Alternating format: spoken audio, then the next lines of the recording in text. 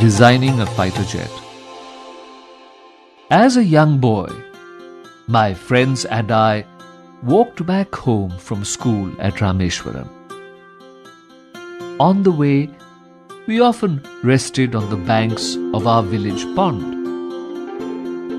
While my friends practiced skimming pebbles over the rippling water, I would sit and watch the cranes and seagulls soar in the sky.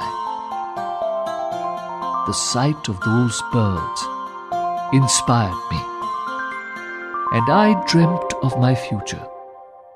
As I grew older, my goal became clearer. I knew I had to go into engineering to realize my dreams. The Madras Institute of Technology, popularly known as MIT, was the best institution for technical studies in South India. I studied hard to win a scholarship that allowed me to study in such a well-known college. But it wasn't until the day I entered MIT that I saw my goal standing before me. The MIT campus boasted of 2 large aircraft that were on display. I remember sitting near them long after other students had gone back to the hostel. I was fascinated by the details of the design and wanted someday to create such an aircraft. For my final project at MIT, I was asked to design a fighter jet with a team of 4 other classmates. We had distributed the work among us.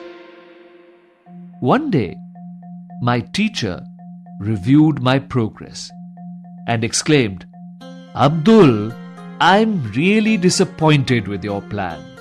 I had expected much more from you." I offered several excuses, but my teacher refused to listen. "Sir, please give me 1 more month. I'm sure I'll come up with a better design," I pleaded with him.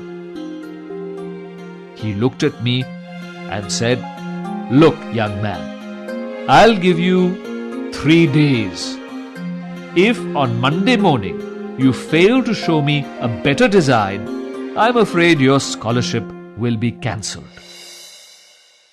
I was speechless. The scholarship was my lifeline. Without it, I would be helpless. I had no choice but to keep on working. That night, I remained awake all night, toiling on the project. The next morning, I just took an hour's break, ate very little, and went back to work.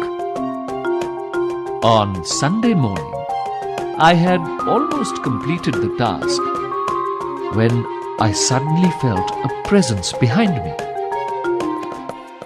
I turned around to discover my teacher peering at my drawing. After examining my work, he patted me on my back and said, "I knew I was putting you under stress by asking you to meet an impossible deadline. I never expected you to perform so well." I had hardly slept or eaten in the past 3 days, but I now felt a huge sense of joy and relief.